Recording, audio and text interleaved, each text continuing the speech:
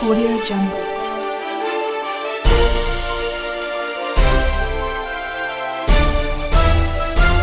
Audio Jungle.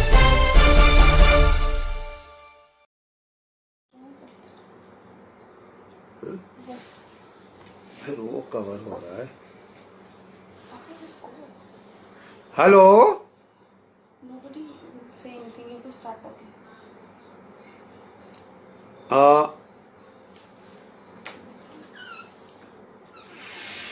शुरू कर दूं? देखिए, मैं आज बहुत आभारी हूँ पुष्पेंद्र कुलश्रेष्ठ जी का कि उन्होंने इस नेताजी सुभाष चंद्र बोस के ऊपर ये जो डिस्कशन है इसको फेसबुक पे आयोजित किया है। कोरोना लॉकडाउन की वजह से हम एक दूसरे से संपर्क खो चुके हैं और कई जो चीजें जिस पे बहुत विचार विमर्श हो रहा था वो इस पैंडेमिक के चलते एकदम स्थगित सी हो गई है। लेकिन अब समय आ गया है कि हम अपनी जीवन की प्रक्रिया फिर शुरू करें। हम बिल्कुल अपना सिर दबाकर कोविड के बोझ तले इतना ना दब जाएं कि हमारी जो राष्ट्रीय की जो इकोनॉमी है, जो जीवन है, वही स्थगित हो जाए। अब उसको शुरू करने की जरूरत है। नेताजी की मैं आज इसलिए बातचीत करना चाहता हूं क्योंकि वो हमारी जो नेशनलिज्म के एक प्रतीक थे, वो हमारी नेशनलिज्म के एक प्रतीक थे और ये जो प्रतीक थे इनके चलते उन्होंने हमारे देश में ये जो है नेशनलिज्म की प्रक्रिया को शुरू किया था, हमारे देश को आज़ादी दिलाई थी और ये केवल उन्हीं और उन्हीं का प्रयास है कि आज हम एक स्वतंत्र भारत हैं और स्वतंत्र भारत की रूप में सांस ले रहे हैं। मैं कहना ये चाहूँगा कि हमारे देश को अगर आज़ादी मिली तो सिर्फ और सिर्फ नेताजी सुभाष चंद्र बोस की और उनकी आज़ाद हिंद फौज की वजह से प्राप्त हुई।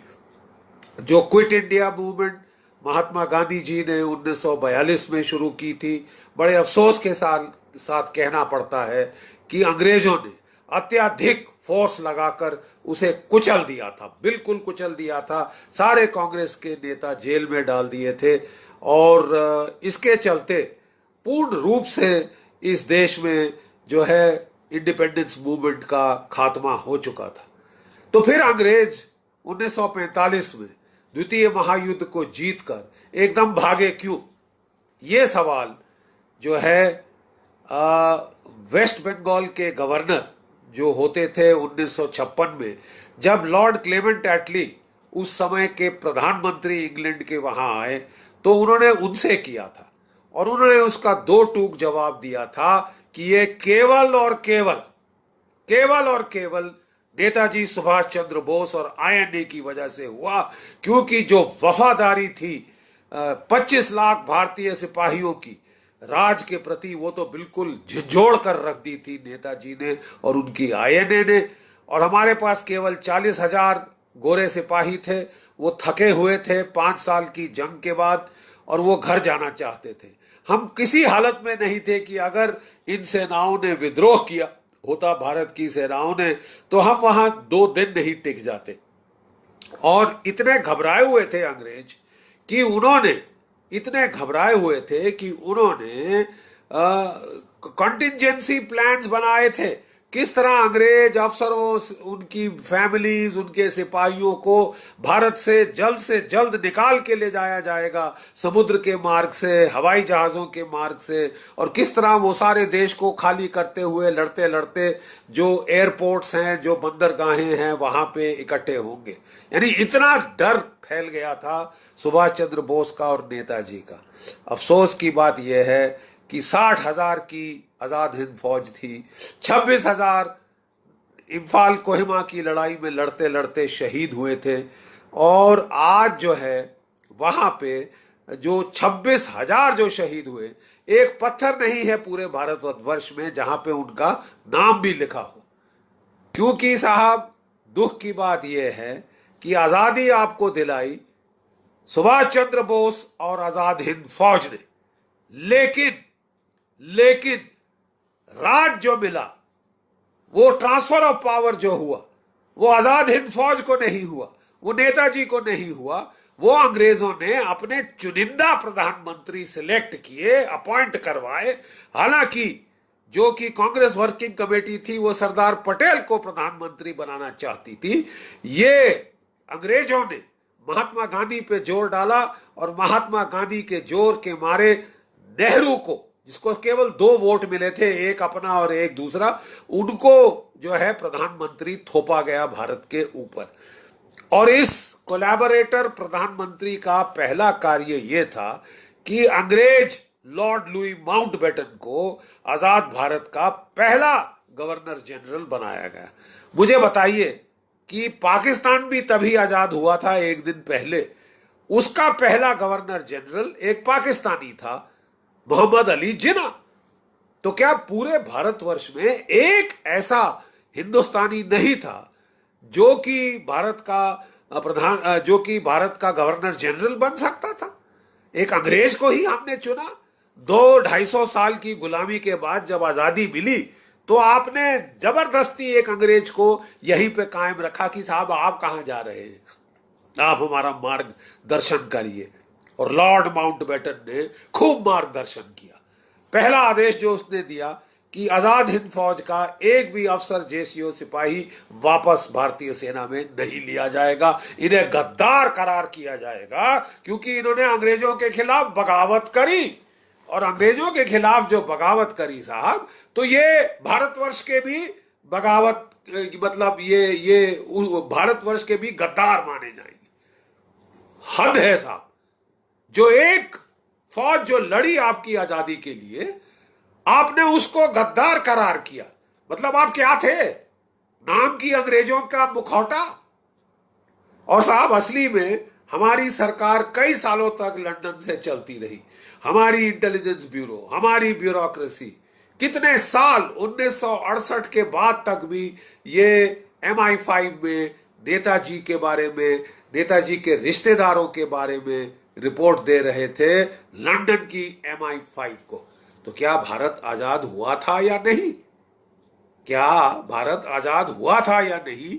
ये अपने आप में एक बहुत ही विस्मय की चीज है, कि हैरत की बात है कि आजादी के बाद भी अंग्रेजों का शासन चल रहा था। नाम के मुखौटा एक रख दिए गए थे नेताजी के बदले। अपने जहां नेताजी होने चाहिए थे वहां जवाहरलाल नेहरू को कायम कर दिया, जो कि अंग्रेजों के सबसे बड़े पीछे लग्गू थे। वो और उनका खानदान लग गया अंग्रेजों के गुण गाने में और एक मनगढ़ंत इतिहास भारत का बनाने में कि भारत को आजादी मिली केवल और केवल जो है दे दी हमें आजादी, बिना खड़क बिना ढाल, ना कोई युद्ध ना कोई कुछ, हमें तो बस साहब आजादी मिली तो महात्मा गांधी की नॉन वायलेंट मूवमेंट से मिली। और महात्मा गांधी जी को भी परे कर दिया और शायद मरवा दिया। क्या आप समझते हैं कि अंग्रेज जानते नहीं थे क्या साजिश हो रही थी, क्या नहीं हो रही थी? क्यों मरने दिया उनको? क्यों किसी ने उनकी प्रोटेक्शन नहीं बढ़ाई?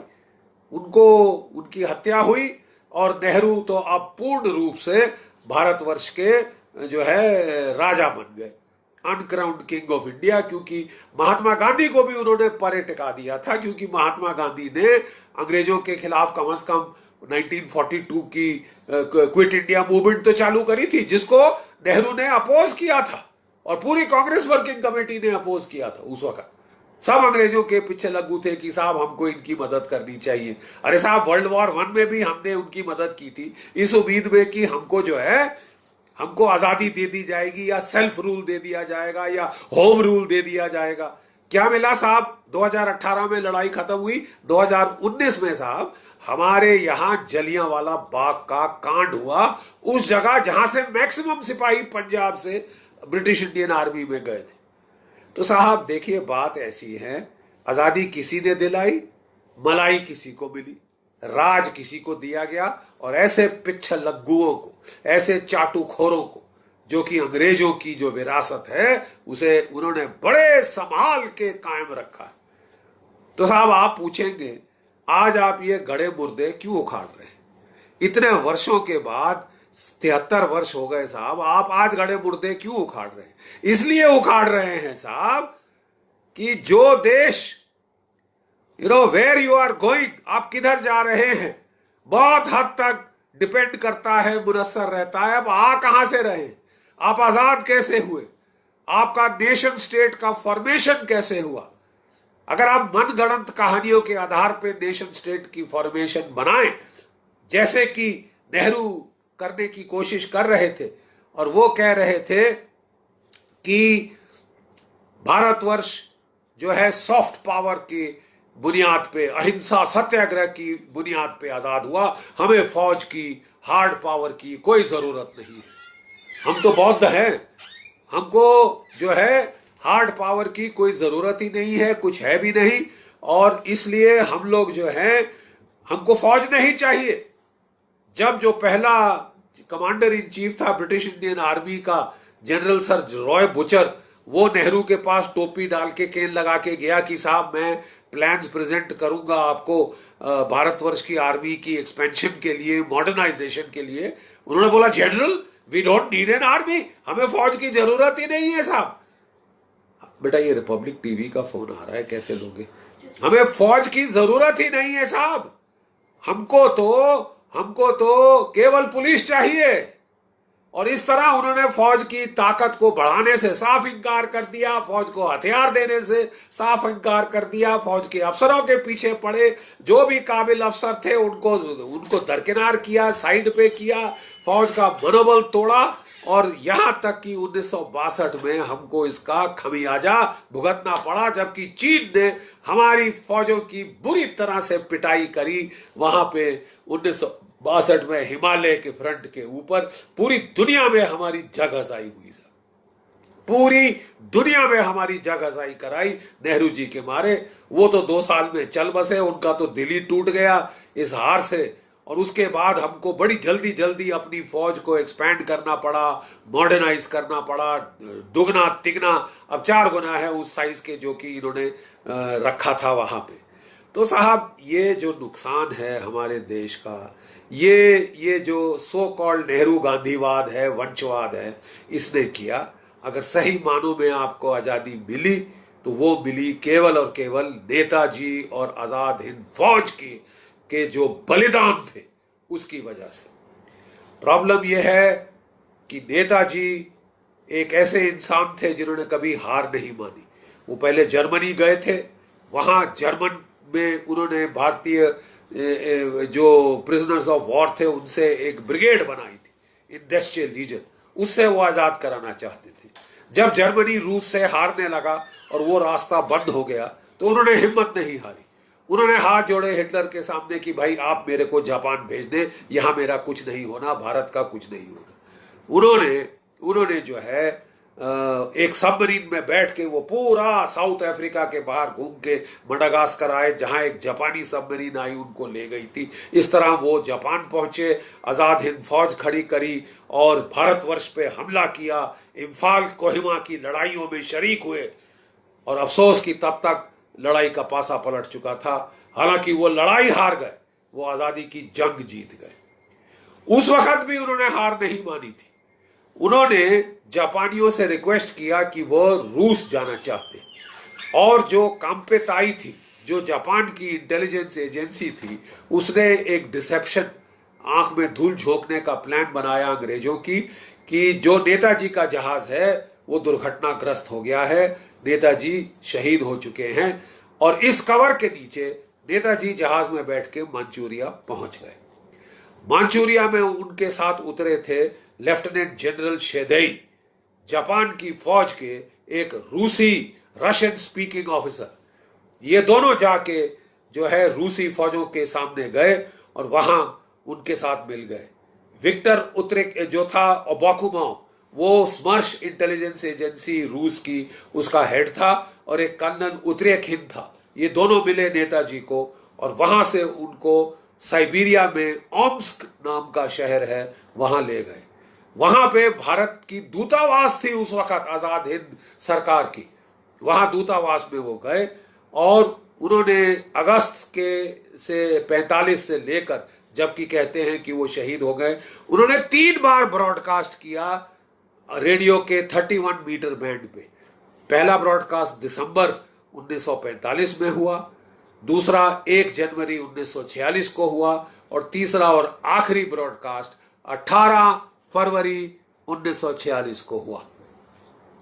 18 फरवरी 1946 को जैसे ही यह ब्रॉडकास्ट हुआ, उसके बाद तब याद है आपको फरवरी 1946 में रॉयल इंडियन नेवी में कड़ा जो है विद्रोह हुआ था अंग्रेजों के खिलाफ। 20,000 नौसैनिक इन्होंने हथियार उठा लिए थे अंग्रेजों के खिलाफ और यह विद्रोह हमारी सेना में फैल रहा था, हमारी वायु सेना में फैल रहा था।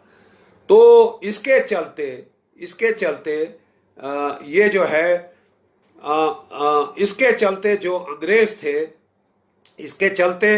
जो अंग्रेज थे वो रूस के पास गए और उन्होंने रूस को कहा कि ये हिटलर के साथ मिला हुआ था, ये वॉर क्रिमिनल है, आप इसको कैद करिए।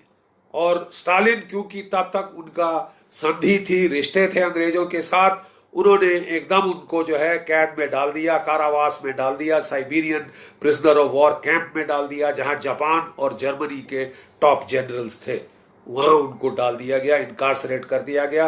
और कहा जाता है कि फिर अंग्रेजों ने कहा कि हमें इजाजत चाहिए इनको इंटेरोगेट करने की।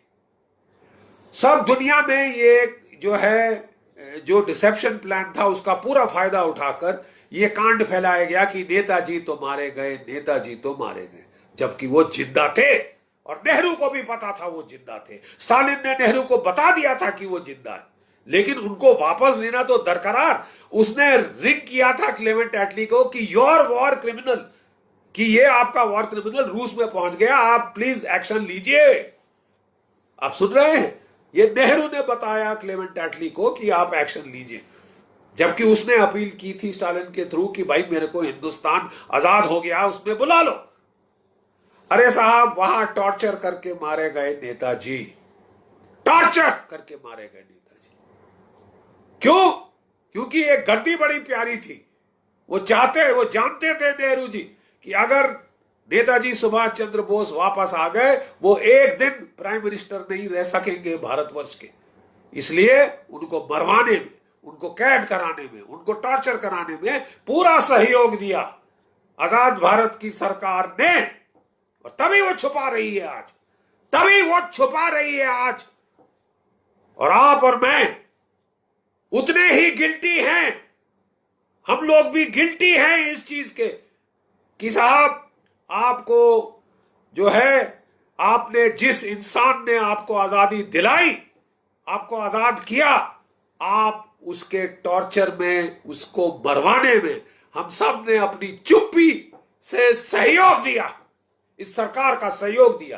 कितने इसने फर्जी कमीशंस बनवाई ये साबित करने के लिए कि नेताजी मर गए, जबकि ये जानते हैं कि वो मरे तो थे, लेकिन टॉर्चर करके रूस में हवाई जहाज के क्रैश में नहीं। साहब, ये पूरा आप, मैं, हम सब आज गिल्टी हैं, हम सब गुनहगार हैं नेताजी के। और एक चीज अगर हम कर सकते हैं तो वो यही कर सकते हैं कि हम नेताजी की जो स्टैचू है उसको, इंडिया गेट के पीछे खाली छतरी खड़ी है हमारे वॉर मेमोरियल के सामने, जहां पहले जॉर्ज 5 का स्टैचू होता था।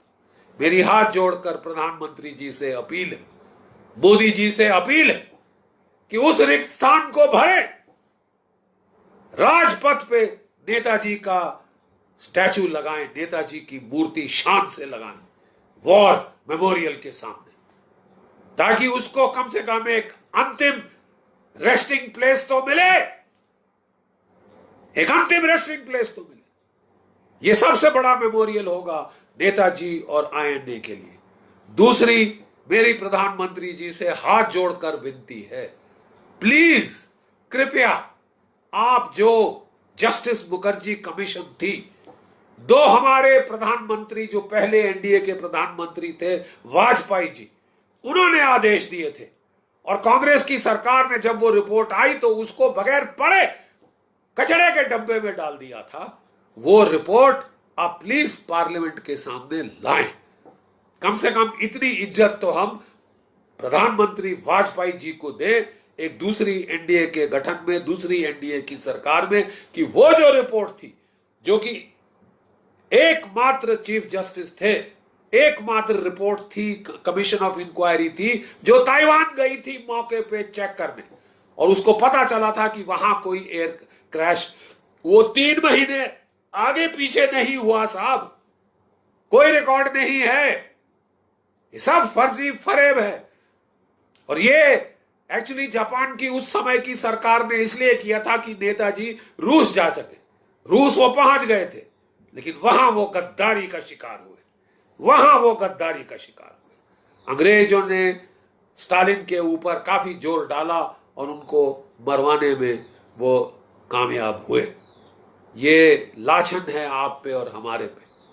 कम से कम अपनी आजादी के रहनुमा को हम इतना तो कर सकते हैं गालिब, इतना तो कर सकते हैं कि उनके लिए एक यादगार तो हो, जहां हमारे बच्चे, आपके बच्चे ये देखें कि किसने हमको आजादी दिलाई थी और कैसे।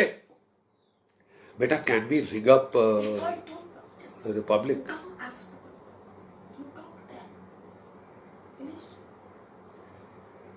उनसे पूछ लो,